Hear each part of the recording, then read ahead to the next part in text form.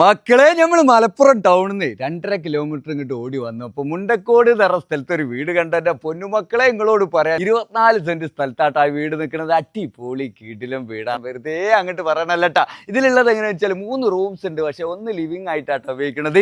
2 ബെഡ്റൂമാണ്. Dining hall, sit out, കിച്ചണൊക്കെ നല്ല വൃത്തിയിലുള്ളൊരു വീട്. പുതിയ വീടല്ലട്ടാ, നിലവിൽ താമസമുള്ളൊരു വീടാണ്. പിന്നെ നിങ്ങളോട് പറയാം, ഇതിൻ്റെ സൈഡിലേക്ക് നോക്കിക്കഴിഞ്ഞാൽ എൻ്റെ പൊന്നുമക്കൾ നല്ല അടിപൊളി വ്യൂ പോയിന്റ് ആണ്. ഇത് നിരപ്പായിട്ടുള്ള 24 സെന്റ് സ്ഥലമല്ല.